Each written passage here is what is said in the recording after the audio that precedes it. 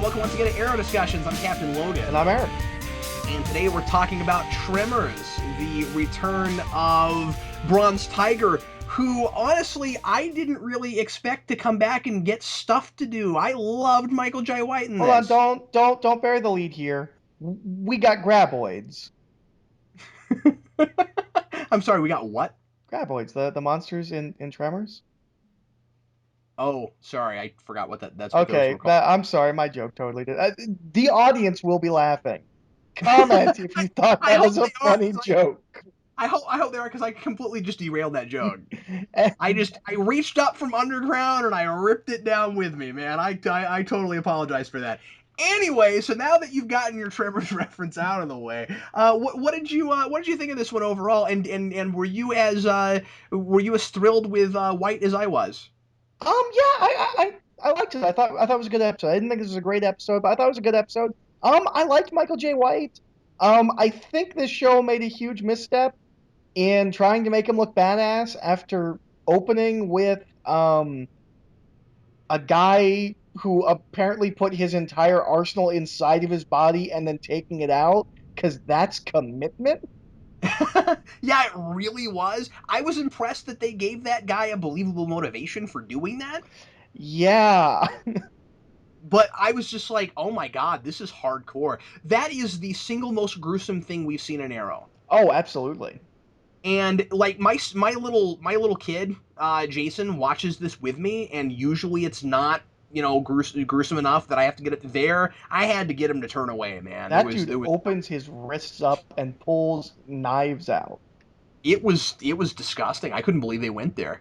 Yeah, well, and I thought they were going somewhere different. When he opened his wrists up, I was like, what comic book character is this? What's he doing?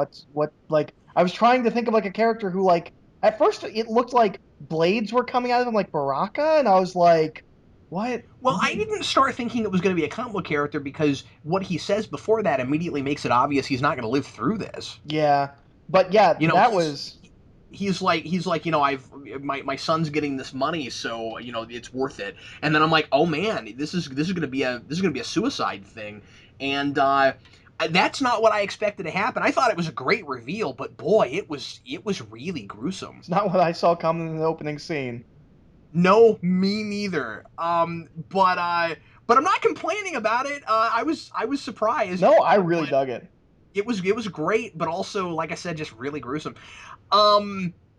Yeah, you make a really good point that after that, it's hard to think that Bronze Tiger is all that impressive. He doesn't have that kind of commitment. Well, he's a totally different kind of character. A less committed character. He probably doesn't have relationships. Did you like Felicity's really obvious line, and I think this is why it worked, where she was like, Bronze Tiger's a stupid name. Tigers aren't bronze. I think you'll find that shows up later in my notes. Oh, right, you didn't like that? No, the other way. Oh, okay. I thought that was pretty funny. No, she's like, tigers aren't bronze. Okay, let's talk about Roy. I think that's kind of one of the biggest, most important things in this. I could not be happier with how this episode ends with regards to Roy. I think it's fantastic. I'm not sure how I feel about Oliver continuing this "don't tell Thea" thing. That's going to become an issue for Roy and Thea at some point. Yeah, it is. I like it for Oliver's ongoing character arc. Oh, it makes total sense from Oliver's perspective. But I see what you're saying. Oliver has this wonderful conflicted thing in this episode where he's admitting the problems in his past. He's admitting mistakes he's made with regards to not telling people things that he should have told them, and at the same time still hasn't figured out how to not keep secrets. I like that hypocrisy. Yeah. And so that's working for me. But you're right. Just as far as the mechanics of storytelling, yeah, that's gonna be a thing. It's just we've had so many episodes of him keeping stuff from her, and then it's just I don't know. I don't dislike it, but like I kind of feel bad. Like now Oliver's coming in and saying like, yeah, now here's something else you can't tell. You're right. Yeah, validating it. Yeah. So you're saying you kind of feel bad for Thea. Isn't it cool that we're in a place now where, like, instead of going, God, Thea's still kind of annoying and needs to grow up, we're like really on her side on stuff. She's great now. Oh yeah. Well, she's What been like happened that there? most of the season. That's what I'm saying. What happened there? She's been fantastic this year. Yeah. Um, I've got a note that I don't want to miss. I don't think we've mentioned this, but this show has Yeah. basically gotten to a point. This is like a comic book every week, right? What do you mean? Well, like it's like just a full blown live action comic book every single week. Right. Um, like in a way that I don't think any live action show has ever been. Oh, is that your note? Yeah, that was my note. Oh, I oh, was just I see. while Sorry. watching this episode. I thought you were leading to a grander point. Nope, Okay, nope, yes, I agree with that. nope, nope. Just while I was watching this episode, I'm like, man, this is literally like just a comic book. Yeah, would you agree with me if I were to go as far as to say that at this point, disregarding some of the episodes from last year, but that at this point, if this was coming out in comic book form, it would totally work. Oh yeah, absolutely. I mean, the way this is set up, this could exist within a DC universe. I think so too. Sure. And that's really fun. But then also accessible to a general audience, I think. Yeah, yeah. It's kind of it's kind of a good argument for this kind of storytelling, really. Well, and it makes me wonder. One of the big complaints about comic books is how inaccessible they are because they're all connected. I feel like this is what it would be like reading a comic book. There's all these references to things that you don't even know about, um, and might come up later. Yeah, and then eventually you're gonna find out what they all mean. I kind of think that, and maybe I've said this before. I kind of think that for some people, this show might almost be more fun to watch without really understanding any of the references. Yeah. Well, and Because we do because know you that and I are able everyone to kind of. else doesn't get complained to every week for missing the fact that the hospital is named after the Blue Lantern or something like that. Well, the point I was going to make is, you and I knowing something about the source material, it informs our viewing to a point where there's just certain things that you know are coming. Yeah. And you can be surprised more if you don't know those things. So, like, as soon as you hear League of Assassins, we're not as surprised about Ra's al Ghul as we might have been. Well, I But I then at think the same most people time, have someone seen that knows, the Dark Knight but then trilogy. what does that have to do with anything? I mean, just because you know that doesn't mean you know League of Assassins means Ra's al Ghul. They called it something different in that. Yeah, it's a better name. I'm League of Shadows is a better name than League of Assassins. But But you see what I'm yeah, saying? no, no, Yeah. no, no, no. I see what you're saying. Then when Ra's al Ghul finally gets mentioned, then they're excited because they heard of that from Batman. That's the point I'm Oh, making. I see. Yeah. I could see that. But yeah, getting back to the thing with Oliver and Roy, this show this year especially, and I've talked a lot about how it it keeps doing stuff a lot faster than I would expect it to. It's not afraid of getting to that next place that you hope it won't take 5 episodes to get to, This show and has had the best pace I've seen in a show like this. yeah, ever. And like you get to the end of this episode, and precisely the place where I go, if I was writing this, what I would hope, what I would want to do, and what I think my audience would appreciate would be for Oliver to tell Roy who he is right about now. And the moment I say that, they do it. Well, with this show, there's been quite a few times where they've done something where it's like, okay, Way I'm before. sure this will happen in 2 episodes, and then it's like, oh, it's happening this episode. Dude, they blindsided me with Sarah at the end. Yeah, yeah, absolutely. That was fantastic. And then she And came right to Laurel. see, that's what I'm saying. I had to think about it for a minute because at first I was like, I wonder why she's here. And then I thought, oh my God, that's who Oliver made a phone call to. Yeah. Did you catch that? No, not until you said that right now. But that makes total sense. Yeah. Oliver makes a phone call and he says, Laurel needs you. You've got to go there now. And of course, I'm thinking that he's called Lance. Lance. And then the very end, Sarah shows that I'm like, that is really cool storytelling. Yeah, no, and that makes total sense within the characters. I'm gonna say I think this is some of the best just pacing since like Buffy season 3 that I've seen in like genre TV shows. You're right, because that's a season of television that keeps pushing things a lot quicker than you think it will too. Yeah. Um, but yeah, no, the not crazy about Laurel this episode. But at the same time, I think unlike the first half of the season, while I'm back to kind of not liking her, at least here I find it believable, especially the AA meeting. I both find it believable and can see that they have a plan for it, Yeah. and she doesn't anymore feel like a character. And I mean, we liked her a lot more the last two episodes, but even with this, even while she's doing things that I'm going, oh man, this is not fun to watch. At the same time, I'm thinking, well, they're not taking a character and trying to find a place for her and like floundering. They don't know where to put her. They've got a plan for this, and I and I was talking a lot last week about how it seemed like they were trying to get her to her lowest place. We hadn't seen it yet. She's still on her way there, and I think that maybe she's there. She's at rock bottom now, and it's going to take Sarah to get her out of it. I really love the parallel that I think that they're setting up with that of Oliver trying to fix Roy. I See Sarah try to fix Laurel, and I also think that that might be a really good clue that I'm right about eventual second Black Canary. I love that Laurel doesn't get that job because when she's like, "Look, I'm working on getting the job from this other law firm," I was like, "Who's gonna hire you?" And then they kind of brought that up where they're like, "Well, you're being investigated by the bar. We can't hire you until that's all resolved." I really like that. I agree with you. I really like that too. I like that she's in such denial and she's constantly getting door slammed in her face and facing all these consequences.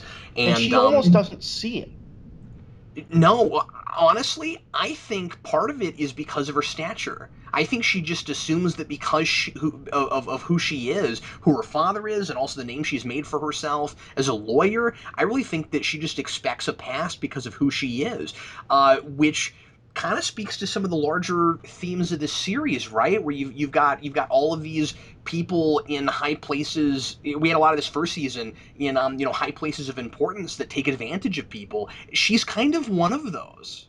Yeah. I just thought of this, and I think that's really interesting. That she's and like she's having to learn that she's not going to be able to coast on her name forever. It's going to be really interesting to see. Like, I think we can probably safely predict that Sarah's going to get her back on track, at least with the drinking and the drugs.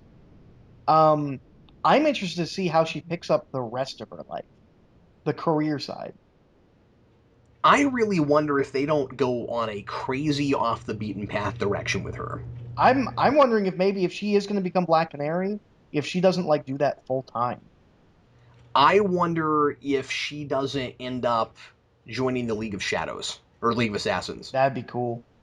And I say that uh, because, well, partly because I know the title of next week's episode, but also because I think that we've been stretching this so long with her and the drugs and being so upset about Tommy's death and hating the arrow and all of those things that I kind of feel like we're in a place where Sarah's going to have to help her, and she's not going to know any other way to do it than to make her go through the same stuff she went through. And I don't know if she's going to, I doubt that she'll have her go to the League of Assassins on purpose, but I just kind of wonder if that's not where she ends up going Or I'm wondering if maybe if the League of or Assassins something show like up that. because of Sarah.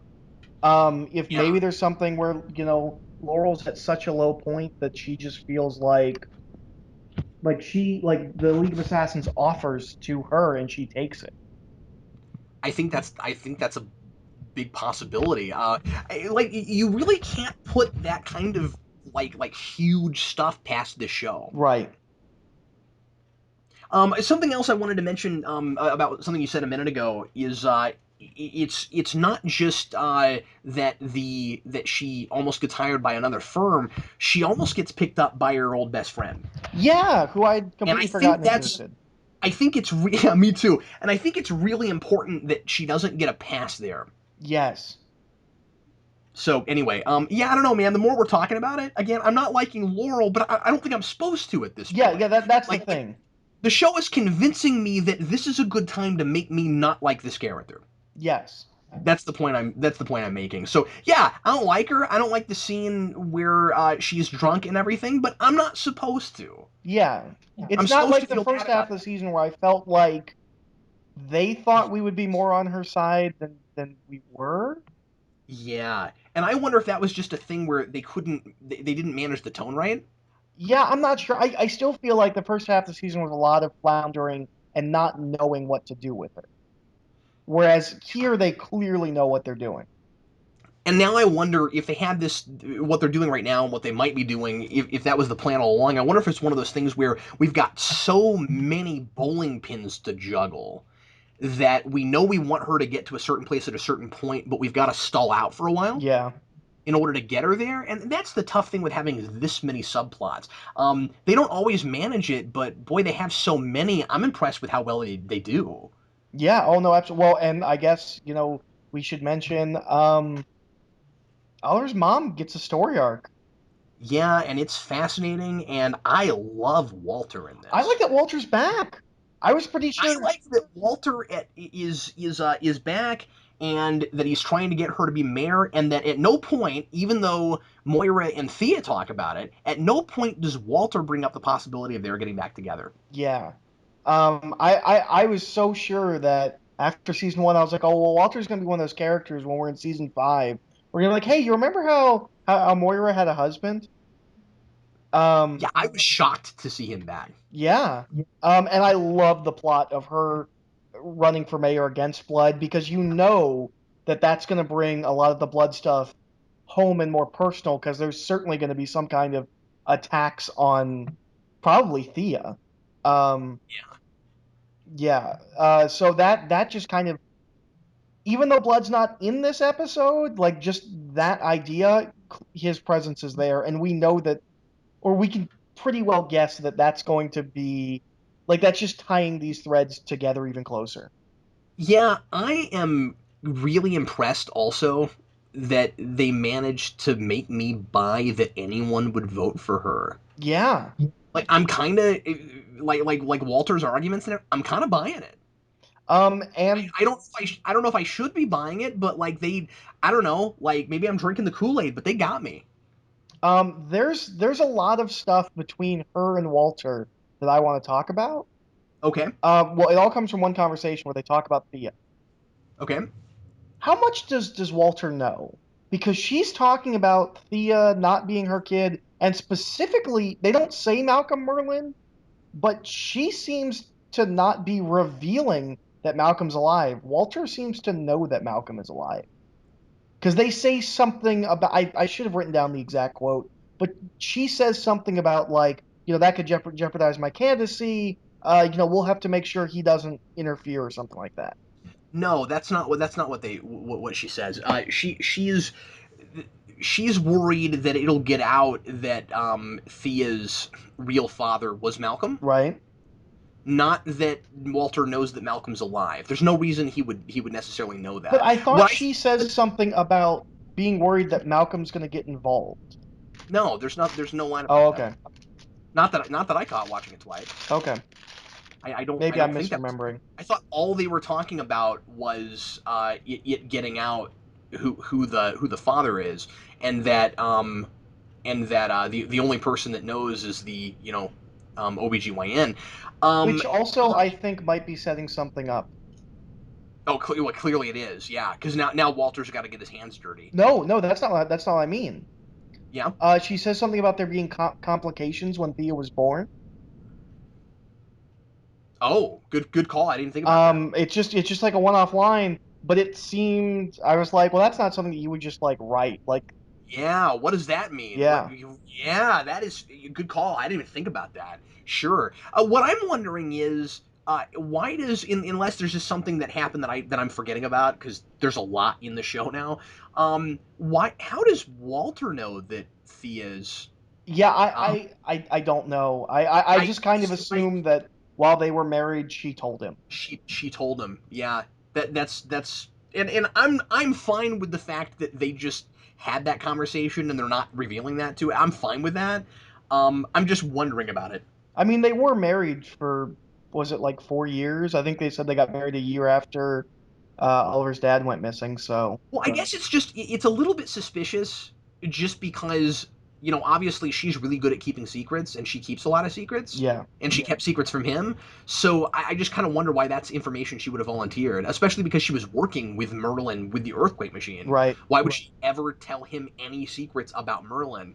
I'm not real sure about that. At the same time, I'm not complaining that they didn't give us like annoying obvious exposition and dialogue to tell us how he knew that, because this is information they would know. So, it's a tough thing to write. I'm curious about it, but it's not a big deal. Yeah. Well, and speaking of What the other earthquake notes do you machine, have? that's back this episode. I really liked that. I thought it was neat that they went there. I think it's the I, League of I Assassins trying to get it. do you think so? I think They that's were likely. intentionally vague about who the buyer was. I feel Yeah, like if the buyer wasn't important, it would have just been that guy hiring Bronze Tiger to get the weapon. no, I think you're spot on. I think that's really likely. Now, whether it is actually League of Assassins or Amanda Waller, um, or somebody Oh, else, that's interesting too. Yeah. but yeah, they were intentionally vague about the buyer, so I'm pretty sure that's somebody. Yeah, because Waller was clearly watching all this. Yeah. And so you got to wonder who she's with and what her organization exactly is doing right now.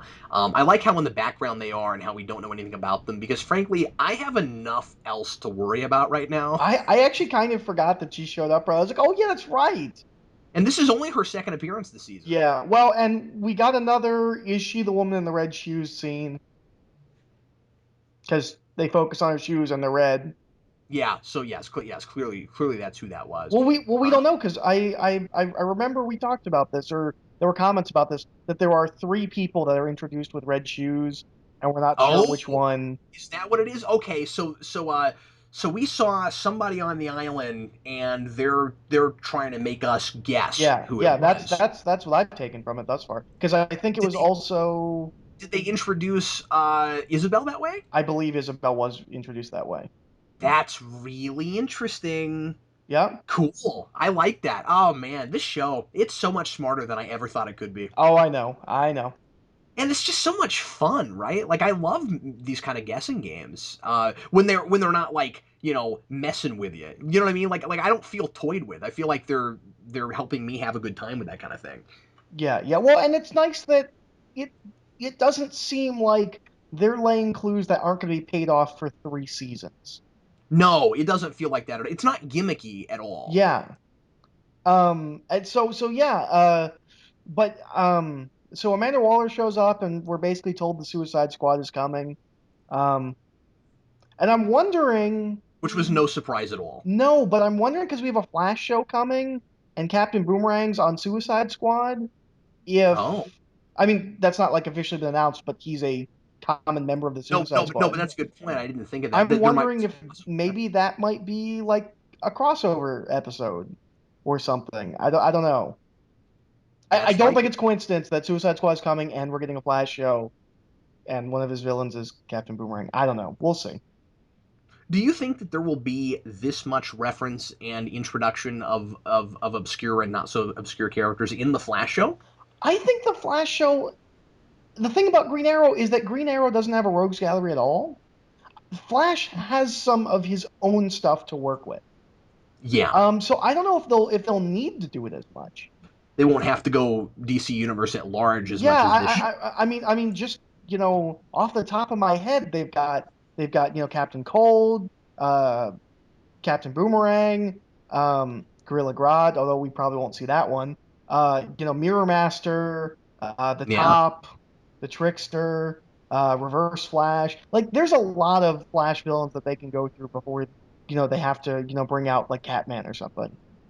and of course, if you know current Flash at all, we've already kind of had a reference to Reverse Flash, so like Yeah, we know that's coming. yeah. Whereas with Green Yeah, Arrow, he kind of has a rivalry with Merlin, and that's the extent of his actual And rogue he has scout. a sidekick that goes bad. Yeah, I mean, did you ever think that?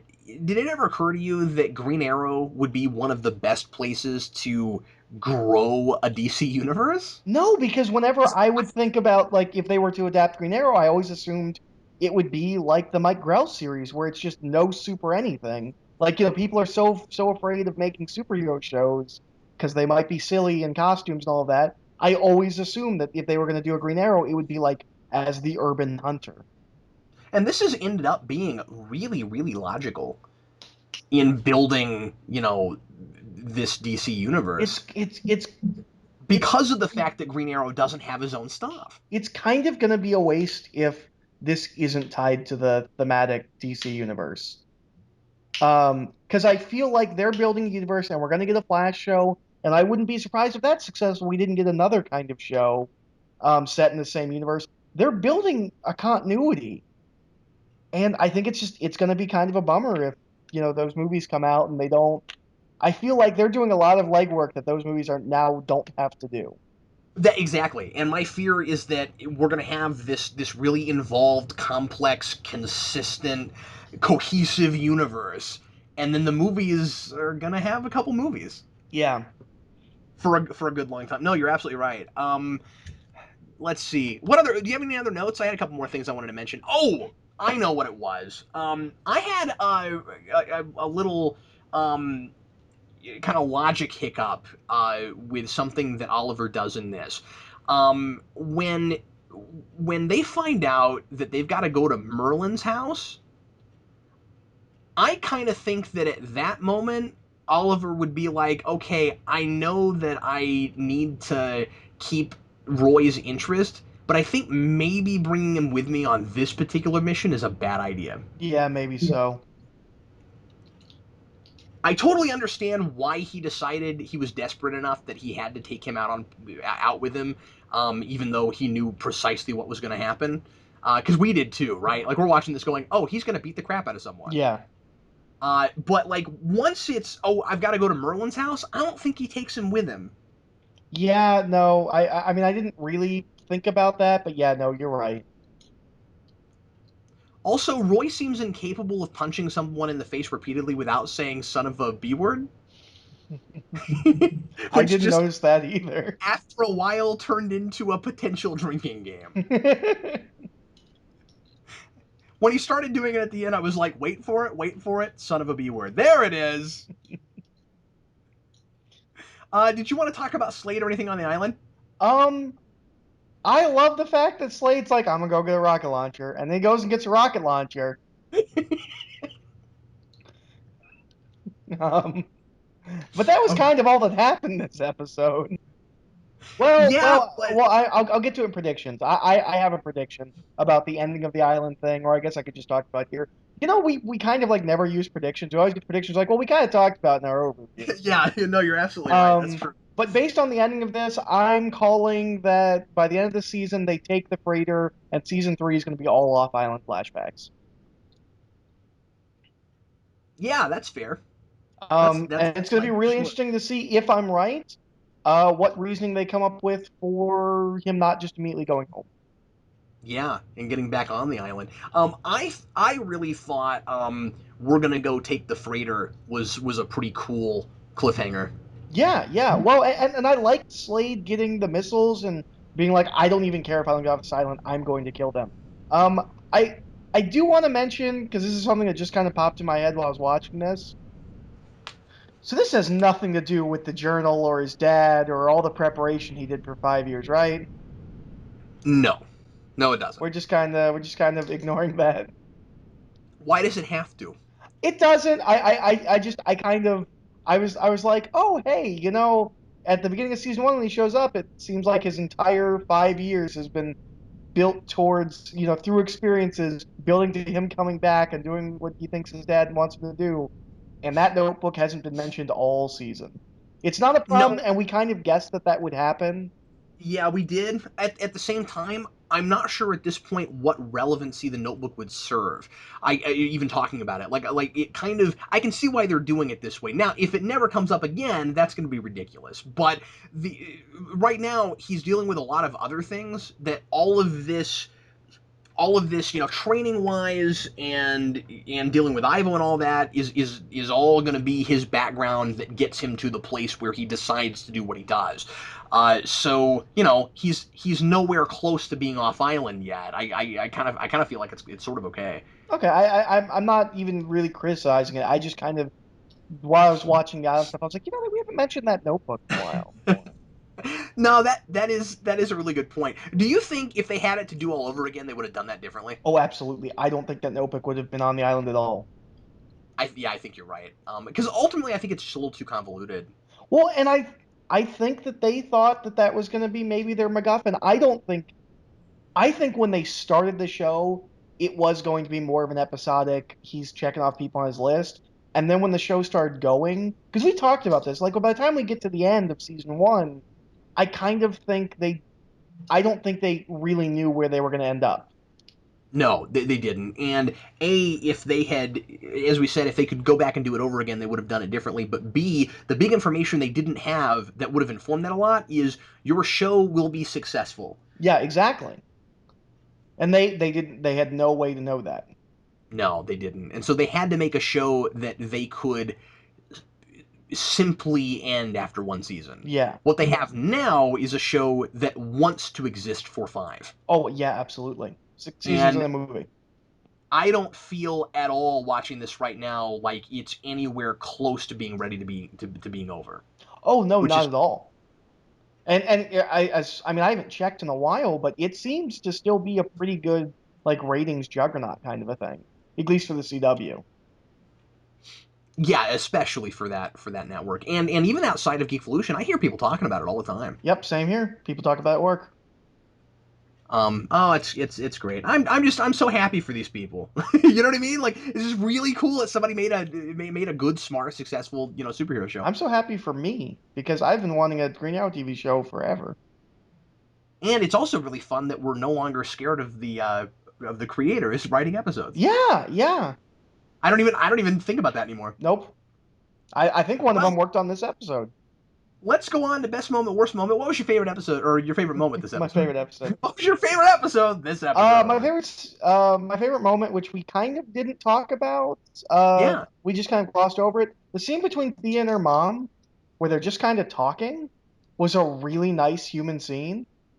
Um, which we don't get to see a lot from either of them, because Moira hasn't really been there a lot, and every time we see Thea, she's dealing with some kind of drama with Roy. It was nice to just see them talk about like, hey, are you gonna try and get back with Walter? And it was a nice little like human scene in the middle of all this insanity. Yeah, and they're talking at the bar was kind of like that too. Yep, yep. More and more, and I don't know why this is, but like more and more when they're on screen together, they kind of look like each other. Yeah, a little bit of like saying like similar motions Yeah. or body Um, language, I guess. yeah, it's kind of interesting. I can actually that actress looks like she could be her daughter. Yeah. I never thought about that until this episode. My favorite moment was Oliver revealing who he is to Roy. I was really happy with that. No, that was good. And not just that he does it, but Roy's reaction to it, where now that he knows who this is, he's got to kind of start everything over and say, okay, now that you're not separate, now that I know that you're not separate people, I've got to reiterate to you how important you are to me.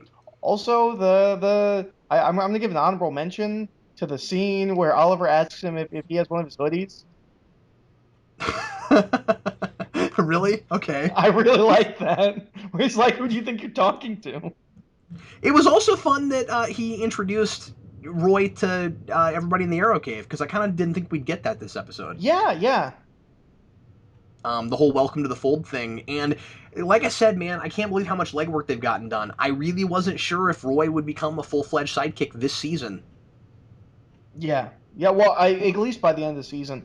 I'm interested to Already know. there. I'm interested to see though if he becomes full-blown Speedy with an arrow, or if he's a different kind of sidekick. Yeah, good question. Clearly, he's going to wear red. Well, yeah, but I'm interested to see if he ends up with a bow and arrow or not. Yeah, is he going to shoot arrows? That's a really good question.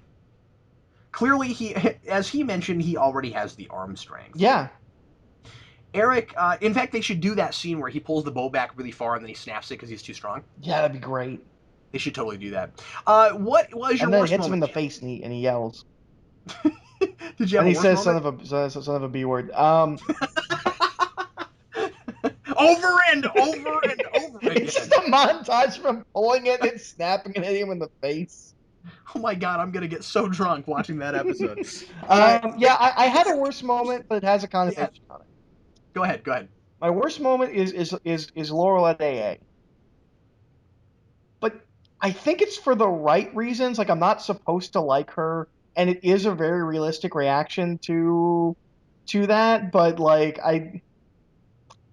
I don't know. I'm not sure it actually qualifies as worst moment because I Yeah, don't think I'm supposed to like it, and I didn't like it. So I had exactly the same reaction to her at the bar. And that was what I wrote down for worst moment. But again, I'm not really criticizing the episode. I think this is a big credit to this episode because I think we're not liking it because we want her to get better. yeah, And that's great. I mean, like that means that she is a to us right now. I think a sympathetic character who is unlikable at this moment. I gotta say I feel really bad for Quentin. He's really Oh, doing me his too. best. He is, and how I think maybe the reason that AA thing kind of works is because of how real her reaction is. I love it when she says, I'm hungry." Yeah, I know. I was serious. I'm hungry. That's really great.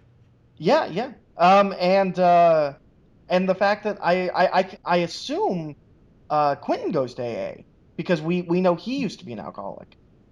Oh yeah, I'm sure he does. Um, so I'm wondering if maybe we'll get a scene where she does go to AA and it's kind of like a welcome to my world kind of a thing, where it's her, it's almost like a bonding thing between her and her father. Uh, Unless she ends up being a member of the League of Assassins, in which case that's not going to happen. League of Assassins can That's have an AA. that's that's probably wishful thinking on my You can part. be in the League of Assassins and go to AA. It's not the The League League of of Assassins. Alcoholics. Pretty sure the League of Assassins 12-step program is very different. Yeah, because Oh, at the end of it, you explode somebody's heart. Eric, what's the big idea? Okay, I have one thing here. I have no idea how to connect it or make it a theme, but it felt too obvious to not mention. Both the flashback and the modern day are about using weapons from last season. That's awesome. I don't know what it means. I wouldn't even Not call it a theme, but I think it should be put noted that that together. Slade's trying to get the rocket launcher from last season, and Bronze Tiger's trying to get the earthquake machine from last season. Wow. Well, I mean, vaguely there is a lot of, your past sins coming back to haunt you and that kind of stuff going on in this. But I don't know if that really links up very well. Boy, I'd have to noodle that. I didn't think of that. That's fantastic. Well done. Yeah, well, I couldn't come up with an actual thematic line for it, but I want it to be noted because I think it means something. There's a lot of people trying to redeem themselves by fixing people that remind them of what they were like when they were worse than they are now. Yeah. Well, And in that's Oliver's that's case, it's reminding him of Slade. but it's reminding him of the mistakes he thinks he made that made Slade turn into what he Oh yeah, is. he has a line that's almost exactly Obi-Wan Kenobi's line about Anakin Skywalker. Yeah, and I think that the exact same thing is happening with Quentin. Yeah, definitely. So there's a lot of It'll paralleling be going on. interesting to see if we continue that with Sarah. Yes, well, and as I said, I think that's got to be going on. Yeah. Because remember, Laurel is the person that Sarah most feels like she wronged. Yeah. So, well, I mean, in Quentin too, to a degree, but yeah. So anyway, I think that's gonna continue paralleling as we go along. Some guest stars this week. We've got Nicholas Lee or Lee rather, as Mark Francis, who was Krychek in X-Files. Oh, okay. And I don't know if this Francis guy is gonna stick around and do anything. He was kind of just there to say, "Hey, you know what? You should run for mayor." And that's about what he did. But he's a mainstay in character actor guy in sci-fi stuff. He was in Continuum, he was in V, recurring characters in both of those shows, and like I said, he was Krychek in X Files, Has who has is great has show. he been in good things? I guess outside of X-Files. V, from what I heard, was decent. I didn't watch much of it. I assumed it was bad. Maybe that's wrong I of saw the me. pilot. My dad was obsessed with that show. And Laura Vandervoort was in that. Yeah, yeah. She was one of the aliens. So was Firefly. She was the black-haired one, Firefly. Yeah. Oh yeah, no, she was in that. Yeah, she was Yeah. one of the main aliens. Right. James Kidney is in this as Milo Armitage, and he's a smaller character actor who's done a lot of like one shot things. He was in Fringe and Warehouse 13, and he was Amos Fortune in one episode of Smallville. Oh, his name But was I don't Aimless Fortune. was Amos Oh, Fortune, and the Amos. episode title was Fortune. They had the opportunity to finally name an episode Amos, but they just didn't take it. I don't remember that episode. It's just been too long, and it was later, and I watched the later episodes one I'm time. not So sure if we've mentioned this before, but thank yes, you, Arrow, for not having a naming scheme. yeah, I appreciate that. But like I said, they've kind of for the most part backed off on silly gimmick things Yeah. in general, past the Notebook. Okay. Did you have a favorite line? I have a favorite line and an honorable mention. Okay, go right ahead. My favorite line we mentioned earlier, which BTW is a terrible name because tigers aren't bronze. Yep. My honorable mention is when Roy refers to the group as Team Arrow, and Oliver says, "We don't call ourselves that." There's so much like conviction and anger when he says, "We don't call ourselves Yeah, that."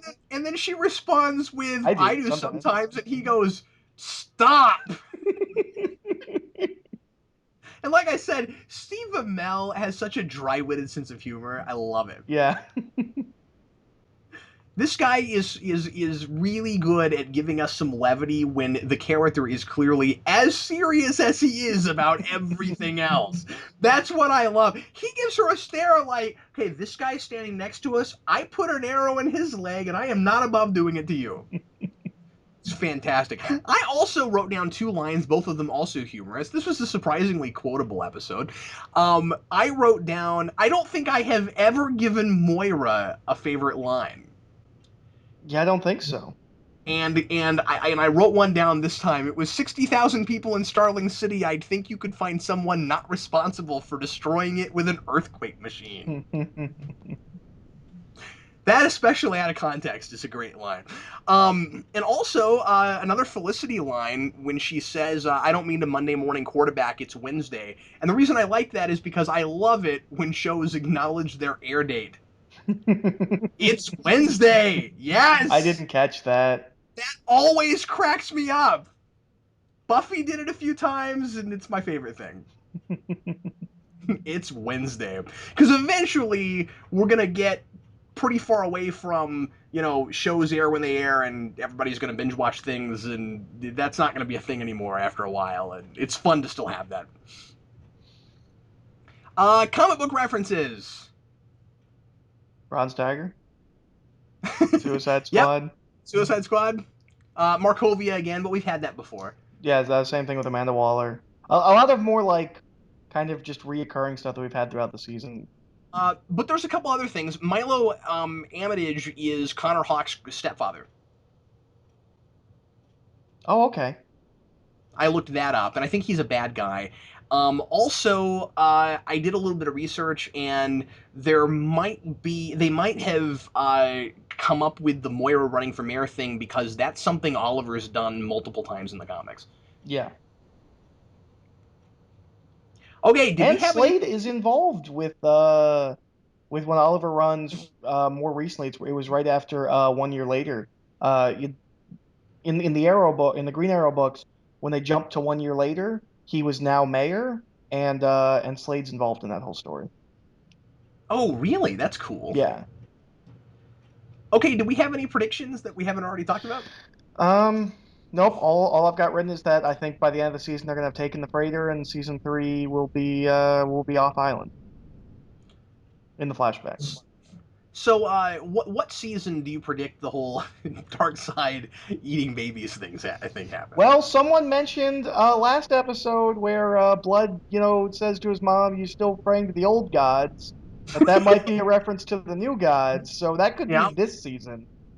that's that's true. It could. Man, you can't put anything past this show. They're running at such a clip right now. Yeah, they could do dark side. I'm gonna make a prediction that next episode we're finally gonna get another joke about Oliver not understanding pop culture because he was gone for 5 years. Because we haven't had one of those like all season. Yeah, that is glaringly absent. Okay, let's go on to trivia. What was your question from last time, and what is the answer, Eric? All right, my question from last time was last episode mentioned the Starling City Slasher, which is a reference to the Star City Slasher, and that the identity of the Star City Slasher is connected to an old comic book. And what was that comic book? The answer is Stanley and His Monster. Originally, the Star City Slasher was going to be Stanley, Whoa. yeah, originally he was going to be Stanley, and he was going to have his monster. And then everyone on the internet called it like issue two into a 9 issue arc. So they changed it so the Star City Slasher was actually Stanley's grandfather. But yeah, so he's connected to Stanley and his monster. My Do I do my question for this week? I usually do mine That's what I from thought. last time. Okay, Okay, my question from last time that was a great one. Did anybody get that? not that I saw. My question from last time was what is the number on the door to Laurel's apartment, and the answer was 305, not 52. Or 237. But someone did leave a comment and mentioned that I think it was last episode that our last episode was exactly 52 minutes long, Oh, nice. which I think is pretty Which is hilarious. also the episode where we went on and on about 52. Yes, which is why that's awesome if that was indeed the episode in question. Oh, what if whatever her door number was, like if you added it together, it made 52. Like what if they were going to that extreme? That would be crazy, but as far as I'm aware, 30 plus 5 is 35. Or 3 And plus 0 3 plus plus pi. 5 is 8. I know it doesn't make sense. I was saying what if. It was a hypothetical Oh, sorry. where there were different numbers on the door. And those two numbers combined are 43, so that still doesn't get us there. Eric, what is your question for this week, sir? My question for this week is Team Arrow is a term used in the comics, and what writer coined that term? And bonus Oh, points if you can tell me who was on Team Arrow. you're on fire with your trivia questions, man. Because I feel like I'm reaching. Yeah, well, I just think it's cool that you keep coming up with stuff that's related to the episode. That's great. Yeah, My question from this time, it's funny that we were just doing basic math because mine is a basic math question, Eric. My question 52. is if the answer is not 52. If you were paying attention to the scene where Bronze Tiger gets paid, you'll know that the man who hired Bronze Tiger says he's getting 3 times the amount he paid Bronze Tiger for procuring the earthquake machine. So how much is he getting? Can I actually mention something about that about the scene with Bronze Tiger and that guy that I forgot to mention? Yeah, go ahead. Okay, so when he comes to talk to that guy, he's like, "Hey, thanks for freeing me from prison. Now, what are you gonna pay me to do this job?" I was like, "He just freed you from prison. That doesn't count for anything." That doesn't like lower your rates. Yeah, that's a good point. But I think the deal was, as soon as he found out what it was like, well, that's going to be expensive, pal, because that sounds like a really scary bad That's idea. gonna Oh, be $52. now now that you mentioned that, no. Now that you mentioned that, there's another thing I want to mention about Bronze Tiger and that guy, and that is, I thought it was really kind of funny that, like, he's gotten paid. We saw his funds get transferred to his bank account. In the most like completely like over the top transferring funds screen. Yeah, it's broadcast to everyone over channel 52. No, Arrow shows up and he says, oh man, Bronze Tiger just ran off. He wasn't all that great, was he? And then he comes back and fights Arrow to save this guy. Like, he is a really, really loyal. Like, I was really surprised by that. He's already gotten paid. What does he care what It happens was to money that guy? well spent. That's what the guy said. Yeah, I know, but I couldn't believe that. I was like, wow, this guy apparently really What really if he liked gets put that. in prison again? He can't get himself out. He needs another guy who's got all his weapons inside of him, who just happened to get put in the same cell as him. It'd be really nice of him to switch to a weapon that was easier to put inside your Oh, body. how much would it suck if that guy got put in the next cell over? Well, Eric, we are about 35, 40 seconds away from this episode being 52 minutes long, so we should end right now so that happens. All right. And everybody, thanks as always for listening to Arrow Discussions. We sure appreciate it, and we will be back with you once again. I'm stoked for next week because we got Sarah back in present day, and I really like her. And So, and we have League of Assassins. yeah, yay. Well, much fun to be had. We will see you then. I'm Captain Logan. And I'm Eric.